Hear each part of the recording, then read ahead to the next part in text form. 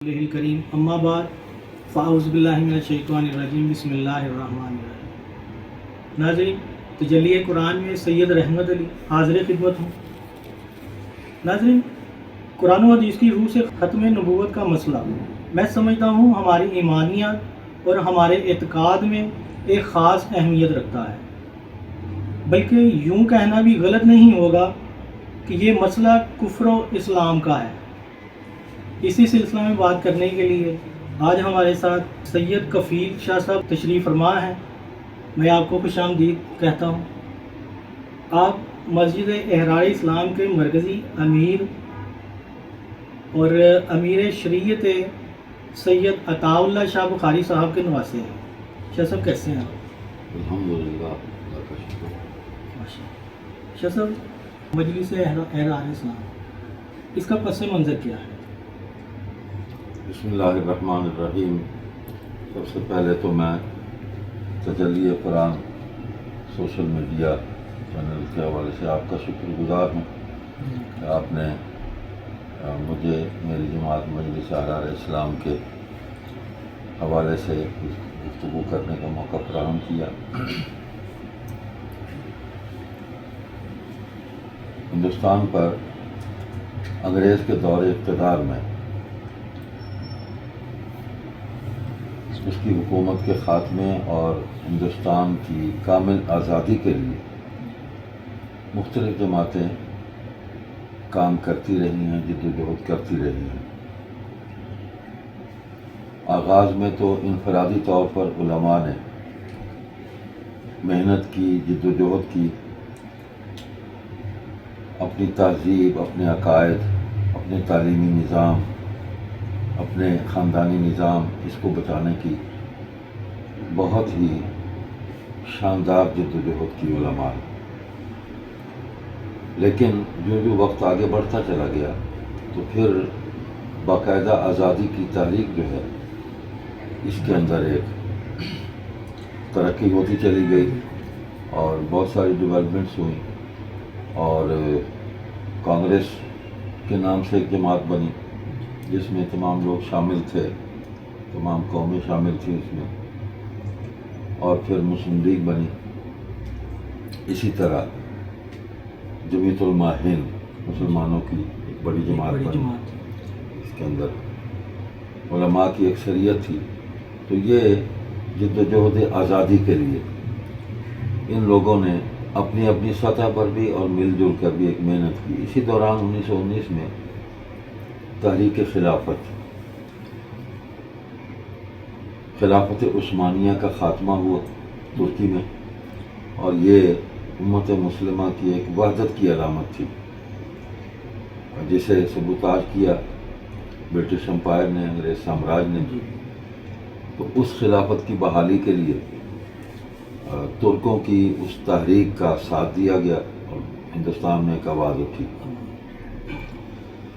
اور اس کے لیے مسلسل 1919 سے لے کر 1924 تک بڑی ایک طویل جدوجہد ہے۔ یہاں علماء نے اور دیگر سیاسی قوتوں نے اس تحریک کی حمایت کی، لیکن 1924 میں یہ تحریک ختم ہو گئی۔ بہت سارے اس کے اسباب ہیں، تفصیل میں اس وقت نہیں جایا جا سکتا۔ تو پنجاب میں جو اس وقت متحدہ پنجاب تھا،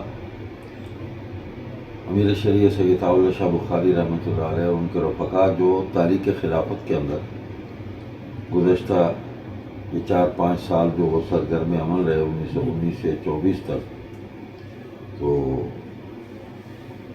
ان لوگوں نے 29 دسمبر 1929 کو لاہور میں دریا راوی کے کنارے کانگریس کا اجلاس تھا، اور اس میں پنڈت جواہر لال نہرو نے ہندوستان کے حوالے سے ایک رپورٹ مرتب کی ہوئی تھی، جو پہلے ایک بیانیہ تھا کانگریس کا۔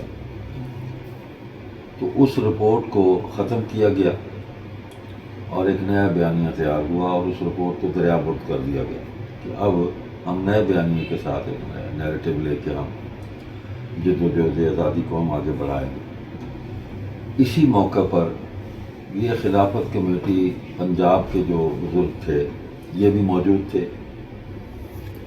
تو ان لوگوں نے، جس میں سید اللہ شاہ بخاری تھے، مولانا ظفر علی خان تھے، خواجہ عبدالرحمن غازی تھے، ان لوگوں نے بیٹھ کر یہ مشورہ کیا کیوں نہ ہم پنجاب میں اپنی ایک جماعت بنا لیں، اور ایسی جماعت بنائیں کہ جس میں معاشرے کے تمام طبقات، مسلمانوں کے تمام طبقات اس کے اندر شریک ہو سکیں.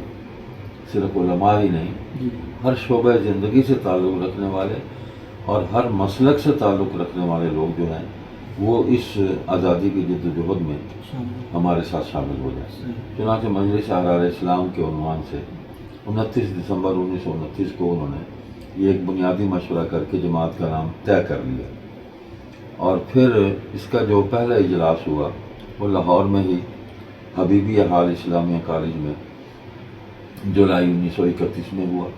اس میں باقاعدہ انتخاب ہوا. یہ لوگ خاصا ورک کر چکے تھے اور تقریباً یہ 1.5 سال ان کو گزر چکا تھا.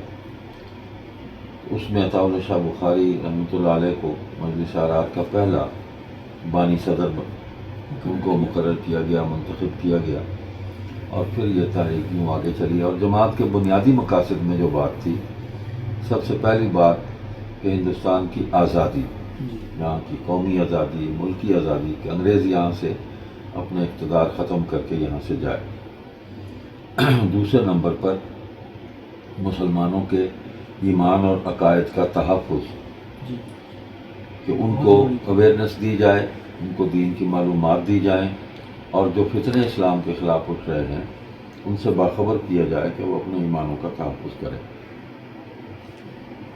تیسری بات کہ سوسائٹی میں جہاں جہاں مسلمانوں پر، جن ریاستوں میں ظلم ہو رہا ہے، ان کے سیاسی حقوق، ان کے شہری حقوق، ان کے سماجی حقوق وہ متاثر ہو رہے ہیں، جہاں جہاں بھی کوئی ہندو راجے مہاراجے تھے یا اور لوگ تھے، وہ مسلمانوں کے حقوق جو ہیں وہ غصب کر رہے تھے، ان کو نہیں دے رہے تھے، وہاں کی مقامی جو تحریکیں ہیں ان کے ساتھ مل کے ان کو حقوق دلایا جائے.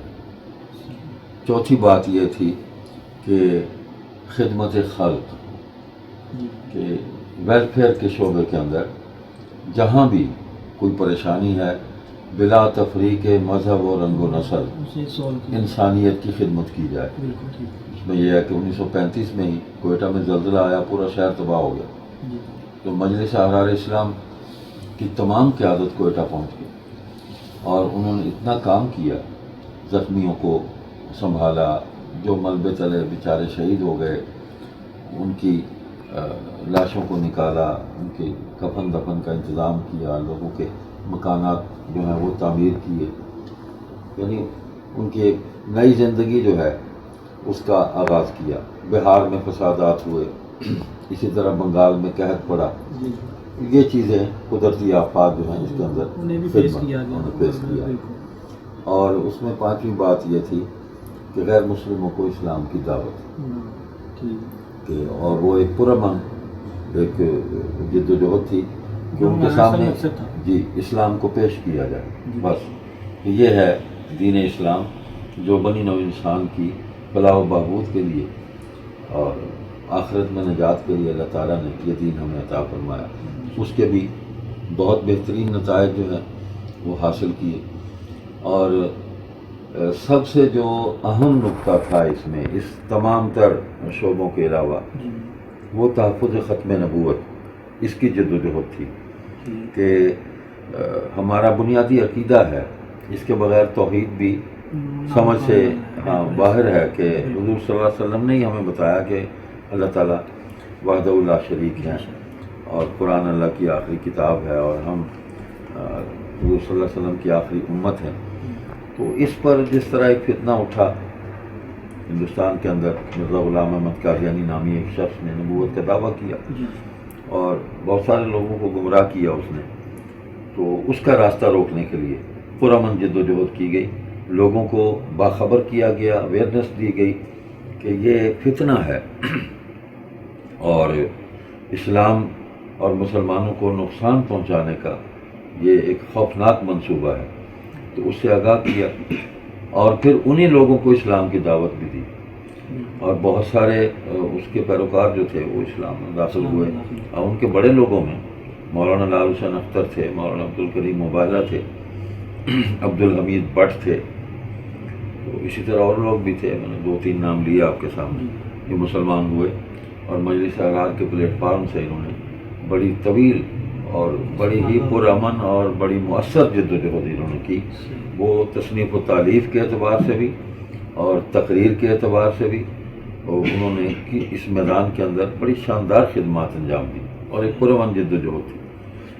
سو آزادی حاصل ہو گئی، پاکستان بن گیا، اور پاکستان بننے کے بعد مجلس احرار اسلام نے یہاں اپنے لیے پھر ایک نیا جو بیانیہ تھا، جو سیٹ اپ تھا کہ یہاں اب کیسے کام کیا جائے، وہ متعارف کروایا، اور اس میں سب سے اہم بات یہ تھی کہ پاکستان کے اقتدار پر قادیانی طبقہ یہ قبضہ کرنا چاہتا تھا، اور اس میں جو میجر رول پلے کر رہے تھے وہ مسٹر صدق اللہ خان تھے، جو پہلے وزیر خارجہ بنا دیے گئے بدقسمتی سے پاکستان کے، جنہوں نے قائد اعظم کو یعنی ان کے احسان کا صلہ یہ دیا کہ ان کی نماز جنازہ میں وہ ایک طرف ہو کر بیٹھ گئے، گویا کہ انہوں نے خود اپنے آپ کو الگ کیا کہ ہم جو ہمارے مرزا قادیانی کو نبی نہیں مانتے، ہم ان کو کافر سمجھتے ہیں، ہاں، بلکہ ان کی تعلیمات میں بھی یہی ہے کہ جو مرزا قادیانی کو نبی نہیں مانتا وہ کافر ہے، تو پوری امت تو قائد اعظم کے احسانات کا یہ صلہ دیا کہ ان کی نماز جنازہ میں بھی شریک نہ ہوئے، اور انہوں نے اپنے آپ کو الگ ایک اقلیت کے طور پر بٹھا لیا۔ وہ پوری دنیا کے اندر جو ہے وہ جہاں جہاں پاکستان کے سفارت خانے تھے ان کو انہوں نے قادیانی تبلیغ کا، ارتداد کی تبلیغ کا اڈا بنا دیا، اور یہاں بھی جو کی پوسٹس تھیں پاکستان کی حکومت کی اس پر بھی قبضہ شروع کر دیا، اور اپنے آدمیوں کو وہاں پر اپوائنٹ کرنا شروع کیا انہوں نے۔ اس کے خلاف ہم نے مجلس احرار اسلام نے ایک آواز بلند کی کہ یہ پاکستان مسلمانوں کا ملک ہے، اس میں غیر مسلم اقلیتیں اپنے حقوق جو ہیں جو اسلام انہیں دیتا ہے، ریاست انہیں دیتی ہے، وہ ضرور لیں، لیکن ایک ایسا طبقہ جو غیر مسلم ہے خود اور پوری امت کو غیر مسلم سمجھتا ہے، وہ مسلمانوں کے نام پہ ہمارا تعارف اختیار کر کے ہمارے ہی حقوق جو ہیں ان پر ڈاکہ ڈالے، ہاں، تو ان کو برطرف کیا جائے، الگ کیا جائے۔ چنانچہ اس پر پھر وہ ملک کی تمام جماعتوں کو اکٹھا کیا گیا، ایک الائنس بنا، کل جماعتی مجلس عمل تحفظ ختم نبوت، اور ایک تحریک جو ہے 1953 میں برپا ہوئی۔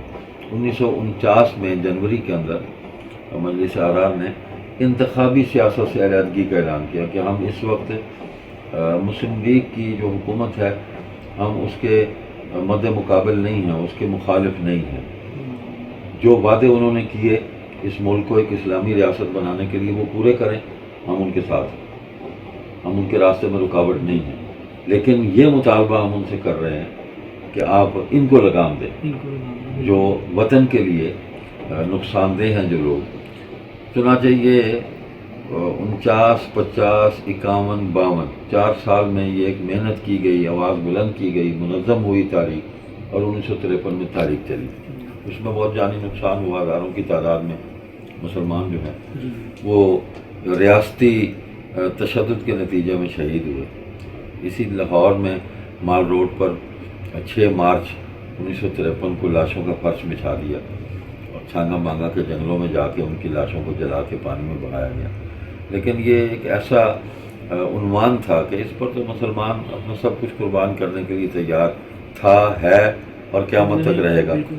تو تحریک کو بظاہر تو کچل دیا گیا، لیکن اس جذبے کو ختم نہ کر سکے، تو مجلس احرار اسلام انہی شعبوں کو لے کر پھر آگے بڑھتی رہی، اور 1974 کی تحریک میں 20 سال کے بعد ہم نے وہ نتیجہ حاصل کر لیا، اور پاکستان کی عدالتوں سے ہمیں فیصلے مسلسل ملے اگلی دہائی میں، 74 سے 84 اور پھر اس سے آگے اب تک بہت سارے ہمیں پاکستان کے لوئر کورٹ سے بھی اور اعلیٰ عدالتوں سے بھی، عدالت عظمیٰ سے بھی، عدالت علیہ سے بھی ہمیں اپنے اس مقصد کے لیے بہت سارے فیصلے ہمیں ملے، اور ان عدالتی فیصلوں کی روشنی میں ہی ہم آئین اور قانون کے دائرے کے اندر رہتے ہوئے ہم تحفظ ختم نبوت کی جد و جہد کو جاری رکھے ہوئے ہیں۔ تو اس وقت جو ہمارے اہداف ہیں، جو شعبے ہمارے کام کر رہے ہیں، ان میں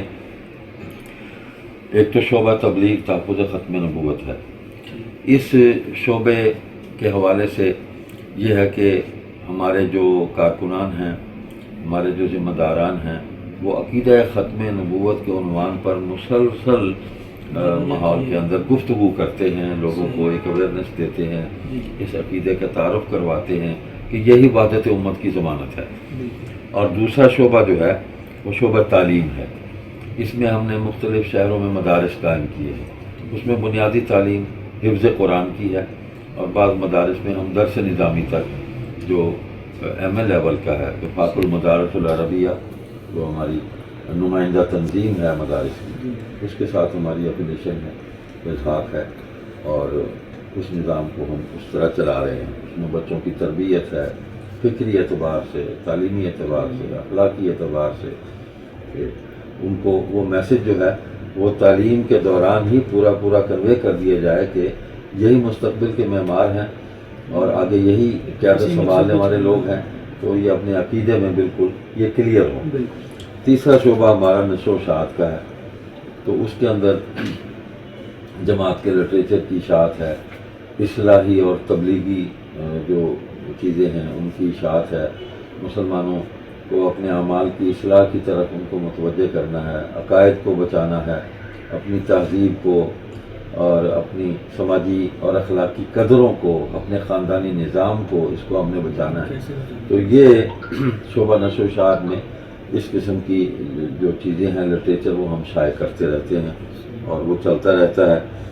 اور اسی طرح ہمارا جو شعبہ ہے آگے چوتھا، وہ شعبہ تصنیف و تالیف ہے کہ لٹریچر کی اشاعت پہلے تو اس کی تیاری ہے، اپنی تاریخ، اپنے عقائد، اپنی جد و جہد، ہمارے آئندہ کے اہداف، تو اس پر لٹریچر کی تیاری ہے، اور ہمارے ماشاءاللہ نوجوان ساتھی اس پر محنت کر رہے ہیں۔ جماعت کے ہمارے مرکزی ناظم اعلیٰ ہیں مولانا محمد مغیرہ، ختم نبوت کے حوالے سے اور ان جتنے بھی اسلام کے خلاف فتنے ہیں ان حوالے سے انہوں نے خاصا تحریری کام کیا ہے، اور وہ چیزیں شائع ہوتی رہتی ہیں۔ اسی طرح ڈاکٹر محمد عمر فاروق صاحب ہیں، انہوں نے اس تحریک کے حوالے سے بڑی ایک دستاویزی کتاب تیار کی، تاریخ ختم نبوت، اور انہوں نے اس کو 1931 سے 47 تک اس کا فرسٹ والیوم آیا، اب سیکنڈ والیوم جو ہے وہ 48 سے 1952 تک ہے، وہ بھی جلدی آ رہا ہے۔ اور بھی کتابیں ان کی، فوجی بھرتی بائیکاٹ ایک تحریک تھی مجلس آرا نے چلائی 1939 میں، انگریز فوج کے اندر بھرتی نہ دیں مسلمان، تو یہ واحد جماعت ہے مجلس آرا جس نے یہ تحریک چلائی، اور اس میں گرفتاریاں بھی ہوئی اور مسلمانوں کو روکا کہ آپ ان کی فوج میں بھرتی ہو کے یہ جن ممالک میں مسلمانوں پر ظلم کر رہے ہیں وہاں جا کے آپ بھی ظلم میں شریک ہوں گے، تو کم از کم اپنے آپ کو بچائیں، اللہ کے ہاں کیا جواب دیں گے۔ تو یہ ان کی کتابیں ہیں جو آ رہی ہیں مسلسل۔ اسی طرح ہمارا شعبہ ہے دعوت اسلام برائے غیر مسلمین، اس میں ہمارا ٹارگٹ جو ہے وہ قادیانی بھی ہیں، وہ عیسائی بھی ہیں، وہ بہائی بھی ہیں، کوئی بھی ہیں، تو ہندو بھی ہیں، تو ان کو ہم دین کی دعوت دیتے ہیں، کسی کو بھی جبراً اسلام قبول نہیں کرواتے، اور ان کے سامنے اپنا دین پیش کر دیتے ہیں جو دعوت کا اسلوب ہے اس کے مطابق۔ تو الحمدللہ ڈاکٹر محمد آصف صاحب اس کام کو لے کر خاصی منظم انداز میں آگے چل رہے ہیں۔ اس شعبے کے جو ہمارے ناظم ہیں وہ مولانا سید عطا المنان بخاری ہیں، ناظم شعبہ تبلیغ کے، اور ڈاکٹر صاحب ان کے نائب ناظم ہیں، اور الحمدللہ اس کے لیے ہماری ٹیم بھی ہے جو یہ کام کرتی ہے، مکالمہ کرتی ہے، ڈائلاگ کرتی ہے۔ ہم دعوت اسلام میں ڈیبیٹ نہیں کرتے، ڈائلاگ کرتے ہیں، ہاں، اس لیے کہ ڈیبیٹ میں تو لڑائی ہے، اس میں تو ہار جیت ہے، تو دعوت میں سمجھنا سمجھانا ہے کہ آپ بھی اپنے دل کی باتیں کر رہے ہیں، ہم بھی کرتے ہیں، جو بات صحیح ہے اس کو قبول کر رہے ہیں۔ تو الحمدللہ اس فتنہ ایک الحاد کا بھی ہے کہ ہمارے مسلمانوں کی اچھی خاصی نوجوانوں کی تعداد جو ہے وہ دین بیزاری کی طرف جا رہی ہے، اور اس پر جو بیرونی قوتیں ہیں ان کا بڑا سرمایہ خرچ ہو رہا ہے۔ جیسے وہ علامہ اقبال مرحوم نے کہا تھا نا کہ وہ فاقہ کش کے موت سے ڈرتا نہیں، ذرا روح محمد اس کے بدن سے نکال دو۔ تو یہ ہے جو مغرب کا ایجنڈا ہے، تو یہ روح تو نہیں نکل سکتی۔ تو اس روح کو تر و تازہ رکھنے کے لیے جو ہے وہ محنت ہمیں ساتھ ساتھ کرنی پڑے گی۔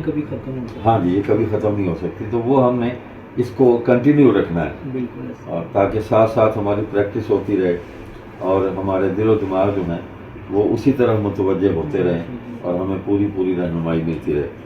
تو الحمدللہ اس میں بڑے اچھے نتائج مل رہے ہیں کہ مسلمانوں کو کافر نہ بنائیں، کافروں کو مسلمان بنانے کی محنت کریں، ان کی محنت کریں۔ یہ پروپیگنڈا بھی بالکل غلط ہے کہ لوگوں کو زبردستی مسلمان کیے جا رہے ہیں، ایسا نہیں ہے، اور اس پر اور بھی بہت سارے لوگ کام کر رہے ہیں۔ ہمارے دین میں تو زبردستی ہے ہی نہیں، تو خاص طور پر سندھ میں ہمارے کچھ احباب ہیں، وہ بڑا مؤثر کام کر رہے ہیں۔ یہ ریسنٹلی ابھی 2000 بندوں نے اسلام قبول کیا۔ تو اب دیکھیں کہ جو لوگ مسلمان ہو گئے، اسلام قبول کر لیا، وہ ہمارے بھائی بن گئے۔ انہوں نے اپنی برادری کو چھوڑا، خاندان کو چھوڑا، تو جب ہمارے بھائی بن گئے تو اب ان کے معاشی وہ جو مسائل ہیں، ان کے بچوں کے تعلیمی مسائل ہیں، ان کی میڈیکل جو ان کی ایڈ ہے، ان کی خدمت کرنی، یہ ساری چیزیں، ان کی روزمرہ زندگی کیسے گزرے گی، تو وہاں سے تو وہ اپنے تمام جتنے بھی بینیفٹس تھے وہ چھوڑ کر آ گئے، نہ مال، نہ جائیداد، نہ برادری، خاندان، تو ان کی خدمت کرنا اور ان کو ایڈجسٹ کرنا، تو اس کے لیے ہمارا شعبہ کفالت ہے، کفالت و تربیت نو مسلمین، کہ ان کی کفالت بھی کی جائے اور اپنی استطاعت کے مطابق ان کے لیے روزگار کا کوئی موقع جو ہے وہ ان کو فراہم کیا جائے کہ وہ اس کو لے کے آگے بڑھیں اور اپنی زندگی اچھے انداز میں، باوقار انداز میں وہ گزار سکیں، اور بیکاری بن کر زندگی نہ گزاریں۔ تو الحمدللہ اس میں بھی ہمیں اچھی خاصی کامیابی مل رہی ہے، اور لگے ہوئے ہم اپنے کام میں اللہ کی رضا کے لیے۔ ایک شعبہ ہمارا تحفظ قوانین ناموس رسالت ہے، کہ یہ قوانین آئین میں موجود ہیں، لیکن آئے روز بیرونی دباؤ، مداخلت، اس کے نتیجے میں ان کو غیر مؤثر کرنے کی کوشش ہوتی ہے۔ ختم تو نہیں ہو سکتے آئین سے، تو غیر مؤثر کر دیا جائے کہ اس پر عمل کوئی نہ ہو۔ تو اس سلسلے میں ہم محنت کرتے رہتے ہیں ان اداروں سے، ان افراد سے جو اس شعبے کے ساتھ ریلیٹڈ ہیں، ان سے ملاقات، ان کے ساتھ مکالمہ، ان کو اس مقصد کی اہمیت جو ہے اس سے متعارف کرانا، اور ان کے اندر جو اسلام کی شمع ہے نا جی، اس کو ذرا تیز کرنا کہ یہ شمع مزید روشن ہو، اور اس کے نور سے وہ اس کام کی طرف توجہ کریں کہ یہ قوانین جو ہیں یہ غیر مؤثر نہ رہیں، مؤثر ہو جائیں۔ اور اس میں یہ بھی ہے کہ ہمیں ان قوانین کے حوالے سے یعنی عدالتی جو معاملات ہیں، مسلمان ہوا ایک آدمی تو اب اس کی برادری کی طرف سے، حلقہ احباب کی طرف سے اس پر کوئی پریشر، کوئی اس پر کیس، اور یہ کہا جائے کہ اس کو جبراً مسلمان بنایا گیا۔ بعض بچیاں ہیں، پڑھی لکھی بچیاں ہیں ماشاءاللہ، بڑی اعلیٰ تعلیم یافتہ ہیں، جب انہوں نے خود مطالعہ کیا اور پھر وہ اسلام کی طرف آئیں، اسلام قبول کیا، بچی کہاں جائے اب؟ حق بنتا ہے کہ ہم اسے پروٹیکٹ کریں، ہماری بہن ہے، ہماری بیٹی ہے، تو ان کو قانونی تحفظ فراہم کرنا۔ غیر قانونی کام، غیر آئینی کام ہمارے کسی بھی پوری جد و جہد میں کہیں بھی نہیں ہے۔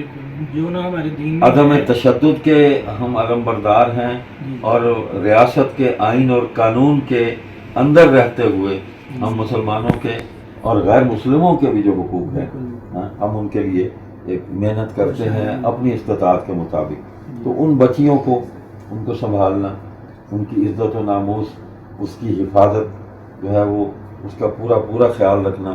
پھر ان کی شادیاں ہیں، بہت ساری بچیوں کی شادیاں کی ہیں. ایسا بھی ہوا کہ ایک بچی قادیانیت چھوڑ کر آئی، مسلمان ہو گئی. ایک نوجوان قادیانیت چھوڑ کر مسلمان ہوا. ہم نے پوچھا کہ بھئی آپ ازدواجی زندگی گزار سکتے ہیں تو آپ کا نکاح ہم کر دیں. تو ان کی رضامندی سے ان کا نکاح بھی کر دیا. اور جماعت کے شعبہ جو نون مسلمین کی کفالت کرتا ہے، اس نے وہ تمام جو اس کے اخراجات تھے ان کو خود برداشت کیا اور ان کو اکاموڈیٹ کیا. ان کے روزگار کے لیے آگے محنت کی. جو بچیاں پڑھی لکھی ہیں ان کی سروس کے لیے آگے محنت کی. جو بچے پڑھے لکھے ہیں، کاروبار میں ہیں، جس شعبے میں بھی ہیں، تو ان کو آگے بڑھایا ہم نے. اور اس کام یہ سارے شعبے ہمارے ایکٹیو ہیں. ہاں، کمی بیشی ہوتی رہتی ہے، وسائل کا بھی مسئلہ ہوتا ہے، لیکن یہ سب یہ کام ہم لے کے چل رہے ہیں. 8واں شعبہ ہمارا ہے شعبہ خدمت خلق. تو جیسے میں نے عرض کیا کہ ماضی میں بھی جب پارٹی بنی تب سے اس شعبے کے اندر مستقل ہمارا ایک رول رہا ہے. اور یہ دین کا تقاضا بھی ہے. اللہ کی عبادت ہے، رسول اللہ صلی اللہ علیہ وسلم کی اطاعت ہے، اور اللہ کی مخلوق کی خدمت ہے. تو اس میں کوئی بھی آ جائے، کسی بھی مذہب کا ہو، تو اس کی خدمت کرنا، ہم ایک انسانی خدمت کے جذبے سے یہ دین ہمیں سبق دیتا ہے، اس کو لے کے چلتے ہیں. اب یہ پاکستان میں جتنے بھی سیلاب آئے 1948 سے لے کر اور آج تک، اور جتنے بھی ایسے قدرتی آفات کے مسائل پیدا ہوئے، تو مجلس احرار اسلام نے اس میں بڑا فعال کردار ادا کیا. وہ الگ بات ہے، آج تو میڈیا کا دور ہے، آپ آ گئے ہم سے بات کر رہے ہیں، لیکن ہمارے کارکنوں نے اللہ کی رضا کے لیے کیا اور خاموشی سے کیا. جماعت کے ریکارڈ میں تو وہ تفصیلات موجود ہیں، شائع بھی کی، لیکن ان کو ہم کو زیادہ بیان کر کے یعنی اس سے کوئی دنیا کا نفع نہیں حاصل کرنا چاہتے. یہ ریسنٹلی اب یہ سیلاب آیا، تو اس میں الحمدللہ وہ کوہ سلیمان سے لے کے ہم نے سوات اتروڑ تک مجلس احرار اسلام کے قافلے گئے ہیں. انہوں نے جا کے لوگوں کو اکاموڈیٹ کیا ہے، ان کو اپنی طرف سے جو ان کی امداد کر سکتے تھے سامان دیا، کپڑے دیے، ان کو خوراک پہنچائی، ان کی نقد خدمت کی، مساجد تعمیر کروائیں. وہاں جو امام تھے بیچارے گھر سے بے گھر ہو گئے، مسجد بھی نہ رہی، گھر بھی نہ رہا، تو ان کو مسجد بھی بنا کے دی، گھر بھی ان کو بنا کے دیے. تو یہ ایک خدمت ہے کرونا کے دور میں. یعنی بڑے بڑے ادارے جو تھے انہوں نے اپنے جو امپلائیز تھے ان کو، ملازمین کو تنخواہیں پوری نہیں دی. کئیوں نے آدھی دی، کئیوں نے کہا ہے ہی نہیں، 2 مہینے بعد دیکھیں گے. تو اللہ کے فضل و کرم سے ہمارے جتنے شعبے بھی ہیں، مدارس کے اندر، دیگر شعبوں کے اندر جتنے بھی ہمارے کارکن کام کر رہے ہیں، ہم نے کبھی بھی کسی کو ملازم تصور نہیں کیا. ہماری جماعت کے اندر یہ ایک خاص مزاج ہے کہ جو بھی کام کرنے والا ہے وہ کارکن ہے، ملازم کوئی نہیں ہے. بلکہ وہ اس میں ایک واقعہ بھی ہے کہ شورش کاشمیری مرحوم بہت بڑے صحافی اور شاعر تھے، اور مجلس احرار میں ہی رہے. وہ بڑی طویل جد و جہد کی انہوں نے، تقریباً انہوں نے 15 برس قید کاٹی. ہفتہ روزہ ان کا چٹان نکلتا تھا، تو اس میں کام کرنے والے لوگ موجود تھے. تو انہیں بڑا ایک کوئی معزز آدمی آیا، کوئی اعلیٰ سرکاری افسر ملنے کے لیے. تو انہوں نے کہا کہ جی وہ ذرا چپراسی کو بلائیں اور پانی منگائیں. تو انہوں نے کہا کہ یہ جو آپ نے لفظ کہا ہے نا، اس کو واپس لیں. میرے دفتر میں کوئی چپراسی نہیں ہے، پانی میں خود بھی لے کے آؤں گا. جیسے میں کارکن ہوں ایسے ہی میرے دفتر کے تمام افراد میرے کارکن ہیں، اس ادارے کے کارکن ہیں. ہم سب ایک ہیں. یہ چپراسی کا تصور اپنے ذہن سے نکال دو. یہ چیز سمجھنے کی ضرورت ہے. ہاں جی. تو الحمدللہ ہم نے اپنے کارکنوں کو کسی کی تنخواہ نہیں روکی. اور لوگ پوچھتے تھے یہ کیسے آپ نے یہ کر لیا. ہم نے کہا کہ بھی جب ہماری نیت ٹھیک تھی تو مانگتے رہے. ہم نے اپنے کارکنوں کے گھروں میں بھی یعنی ان کو ماہانہ خوراک کا پیکج بھی پہنچایا. جتنے بھی ہمارے یہ شعبوں میں کام کرنے والے ذمہ دار تھے پہنچایا کہ بھی کہیں کی ضرورت ہے بتائیں. تو اللہ کی مخلوق نے خدمت کی، خدمت کے جذبے سے تعاون کیا، ہم نے مخلوق تک پہنچا دی. ہم فارغ ہو گئے. بالکل. یہ بنیادی کچھ ہمارے کام ہیں. الحمدللہ مجلس احرار اسلام اس کو لے کے چل رہی ہے اور ہم چلتے رہیں گے اور اس کام میں اپنی زندگیاں کھپا دیں گے. ہم سب لوگ وقف زندگی کیے ہوئے ہیں. ہماری زندگی کا اور کوئی اب مقصد نہیں ہے. ہاں. جب مجلس احرار اسلام قائم ہوئی تب سے لے کے اب تک ابھی جو سلگتے ہوئے مسائل ہیں ہمارے، آپ سمجھتے ہیں کہ ہمارا ورک ویسے جو چل رہا ہے، کیا اس دوران ہمارے آپ کے کام میں کوئی رکاوٹیں آئیں جو یعنی کہ غیر مسلموں کی طرف سے تو ڈیفینیٹلی وہ ہو سکتا ہے، ہماری گورنمنٹ کی طرف سے نہیں، ہمیں کوئی رکاوٹ نہیں آئی سوائے اس کے کہ جو تحریک ختم نبوت 1953 میں چلی.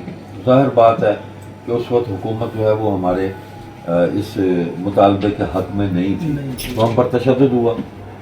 1974 میں قادیانیوں نے ہم پر تشدد کیا، ہم نے نہیں کیا.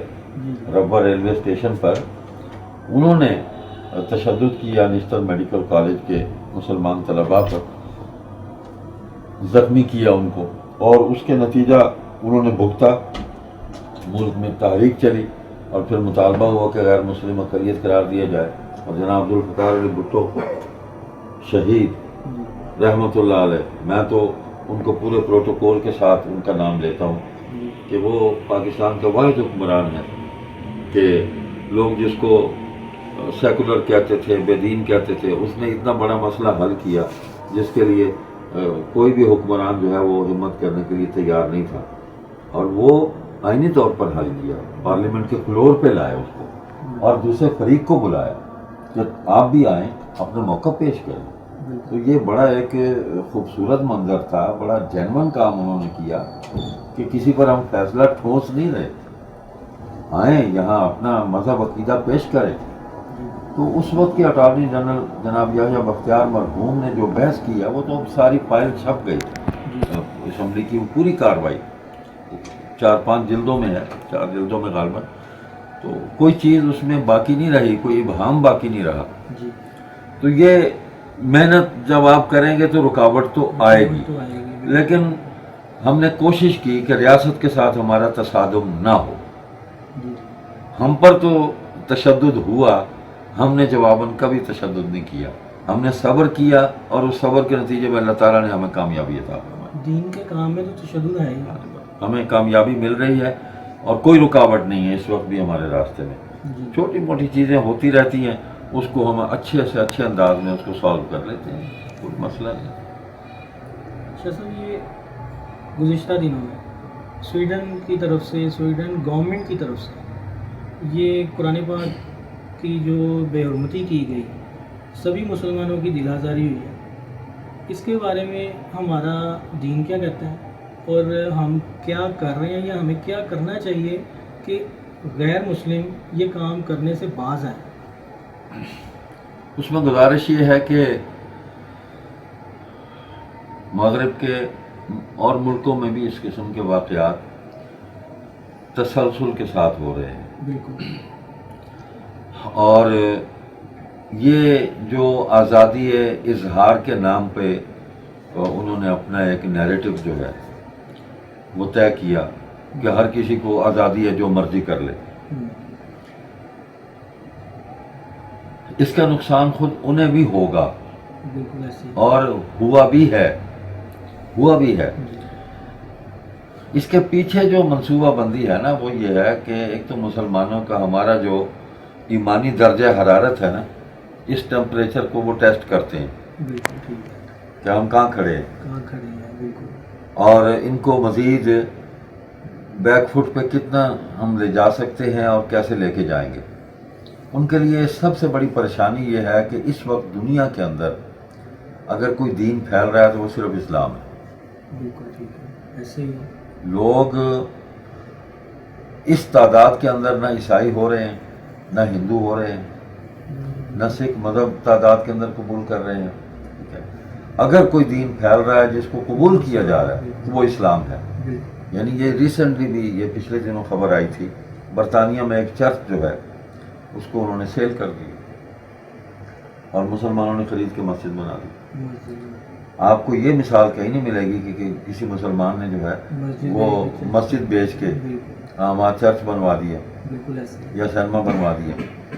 سینما خرید کے تو مسجد بنی ہے، چرچ خرید کے. اور فرانس کے اندر گزشتہ 30-35 سال سے یہ سلسلہ چل رہا ہے کہ تقریباً میں نے تو بہت عرصہ پہلے ایک رپورٹ پڑھی تھی کہ 400 چرچ جو ہیں وہ سیل ہوئے اور مساجد میں کنورٹ ہوئے. اسی طرح جرمن میں، اسی طرح UK میں، اسی طرح امریکہ میں. یعنی مسلسل جو ہے وہ بھی مذہب سے دور ہو رہے ہیں، نقصان ان کو بھی ہو رہا ہے. میں بھی ہو رہا ہے بالکل. اور انہوں نے مذہب کو ویٹیکن میں اس کو بند کر دیا کہ ریاست سے آپ کا تعلق نہیں ہے. اور دین تو کہتے ہی یہی ہے. جیسے امام ابو حنیفہ رحمۃ اللہ علیہ نے ایک جملہ انہوں نے لکھا کہ اسلام کا مقصد اسلام کی حکومت کے سوا کچھ نہیں ہے. بالکل تو حضور صلی اللہ علیہ وسلم نے کفر و شرک کے نظام کو اور اس سے وابستہ تمام جتنا بھی سسٹم تھا اس کو ختم کر کے پرامن انقلاب لائے اور اسلام کو غالب کیا. خائف ہے یورپ کہ ہم تو مذہب کو چھوڑ گئے لیکن ہمارے لوگ جو ہیں وہ ان کے دین کو قبول کر رہے ہیں. بالکل طاقت ہے سچائی کی، بالکل حق کی سچائی، حق اور سچائی کی طاقت ہے. اور وہ اسلام جو ہے جب سامنے پیش ہوتا ہے اس کو قبول کرنے پہ مجبور ہو جاتے ہیں لوگ. اور یہ چونکہ انسانی فطرت کے مطابق ہے، اللہ نے تخلیق کیا انسان کو تو سسٹم بھی ساتھ دیا تو وہ میچ کر جاتا ہے ہماری نیچر کے ساتھ. تو جب انسان اس کو دیکھتا ہے، غور و فکر کرتا ہے تو فوراً قبول کر لیتا ہے. اس سے وہ خائف ہے اس قسم کی حرکتیں کر کے. ایک تو وہ ہمیں اشتعال دلانا چاہتے ہیں. اب اس میں دو باتیں ہیں کہ وہ ملک مسلمانوں کے نہیں ہیں، غیر مسلم حکومت ہے. ظاہر بات ہے کہ ہم عوام جو ہیں ہم تو ان کا کچھ نہیں بگاڑ سکتے. وہاں کی عوام بھی وہ وہاں کے آئین اور قانون کو، ملکی دستور کو فالو کرتے ہیں اور اس کے اندر رہتے ہوئے اس میں چونکہ آزادیاں ہیں. اب یہ دیکھیں کہ قرآن تو جلا لیکن ایک مسلمان نے اس کے مد مقابل ایک بالکل ایسا عظیم الشان اس نے مظاہرہ کیا. اس نے کہا جی کہ آپ نے اس کو قرآن جلانے کی اجازت دی کورٹ نے، مجھے بائبل جلانے کی اجازت دی جائے. جو کہ ملی نہیں. ہاں اس کو انہوں نے کہا ٹھیک ہے جلا لیں آپ. تو وہ جب جلانے کے لیے آیا تو اس نے کہا کہ جی میں تو احترام کرتا ہوں تمام آسمانی کتابوں کا، میں بتانے یہی آیا تھا کہ میں جلانے کے لیے نہیں آیا، میں کہتا ہوں ان کا احترام کرو. یہ جذبہ اسلام ہے یہ اور اس سے کتنا مطلب متاثر ہوئے ہوں گے لوگ کہ ایک رویہ آپ نے دیا، ایک رویہ ایک مسلمان نے دیا. تو یہ طاقتور ہے. ہم یہی کر سکتے ہیں، اس رویے کو غلط کہہ سکتے ہیں کہ جو یہ قرآن کریم کو بے حرمتی کرنا یا انبیاء علیہم السلام کی بے حرمتی کرنا، اس کی مذمت کر سکتے ہیں. اصل کام ہے مسلم حکمرانوں کا، مسلم حکومتوں کا کہ وہ اقوام متحدہ میں جائیں، وہ UN میں جا کے وہاں بات کریں. اور جو مسلمان ملکوں کی تنظیم ہے OIC وہ وہاں بات کریں. ایسے قوانین جو ہیں وہ عالمی سطح پر وہ بنوا کے ان کو یعنی ان کی امپلیمنٹیشن ہو. دنیا کے تمام مالک جو رکن ہیں ان کے کہ بھئی یہ نہیں ہوگا، نہیں ہونا چاہیے، یہ وائلیشن ہے اور یہ لوگوں کے مذہبی جذبات مجروح کرنے والی بات ہے. ان کا انسانی حق بھی ہے، یہ اس کو بھی مجروح کرنے والی بات ہے. تو یہ کام ان کا ہے. دوسرا یہ ہے کہ اس کے لیے جو بھی مؤثر سے مؤثر وہ طریقہ اختیار کر سکتے ہیں، کوئی ہتھیار استعمال کر سکتے ہیں، اس کو کرنا چاہیے. یہ ان کا کام ہے. ریاستی سطح پر یہ کام کیا جائے. چنانچہ یعنی یہ پچھلے سال بھی کچھ ایسا ہوا کہ عرب ممالک نے ایسے ملکوں کی مصنوعات کا بائیکاٹ کیا تو ان کی مارکیٹ میں تو سارا مال وہیں سے آتا ہے. بالکل ایسے تو ان کو اچھا خاصا نقصان ہوا اس کا. فائنینشلی اس سے نقصان ہوتا ہے لیکن پھر بھی وہ نہیں باز آتے. کوئی نہیں.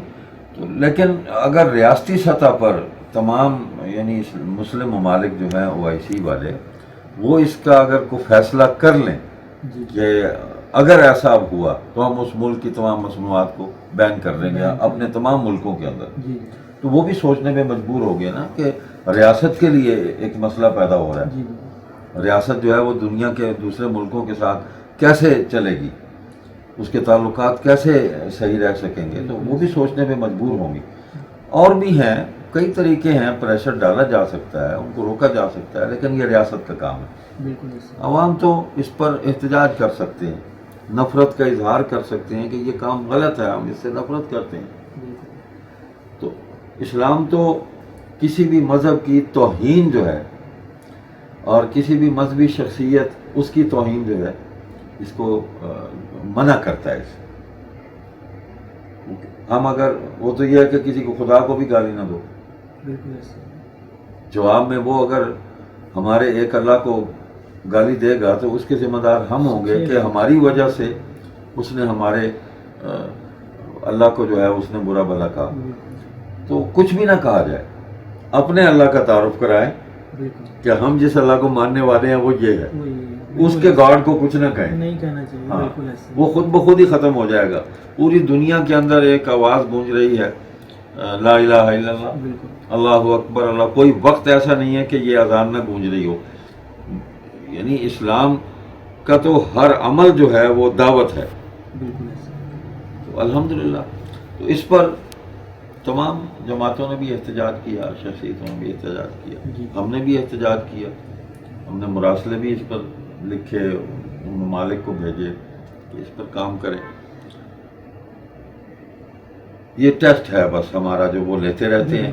تو ہمیں اس ٹیسٹ کے اندر قرآن کریم کے ساتھ جتنا اپنا تعلق مضبوط کر سکتے ہیں وہ کریں, قرآن کریم کے حکموں میں غور و فکر کریں اور ان حکموں پر عمل کرنے کے لیے اپنے آپ کو تیار کریں.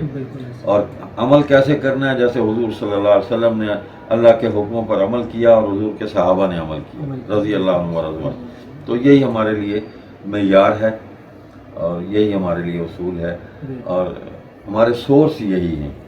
کسی اور سورس سے اگر ہم عمل لیں گے تو نقصان ہوگا. جہاں سے دین ملا ہے وہیں سے ہی دین کو سمجھا جائے. ماشاء اللہ. سید محمد کفیل شیخ صاحب تشریف فرماتے ہیں ہمارے ساتھ. ناظرین, حضرت امام مالک رحمۃ اللہ علیہ سے کسی نے سوال کیا کہ نبی پاک صلی اللہ علیہ وآلہ وسلم کی شان میں اگر کوئی گستاخی کرتا ہے تو اس کی کیا سزا ہونی چاہیے. امام مالک صاحب فرماتے ہیں کہ اسے زندہ نہیں رہنا چاہیے. امام مالک کا یہ جواب سن کے اس شخص نے دوبارہ سوال کیا, اگر پھر بھی وہ زندہ رہتا ہے, امام مالک فرماتے ہیں اس قوم کا پھر باقی رہنے کا کوئی سوال جواز ہی پیدا نہیں ہوتا. اپنے نئے پروگرام کے لیے انشاءاللہ پھر ہم حاضر ہوں گے. تب تک کے لیے اللہ نگہبان.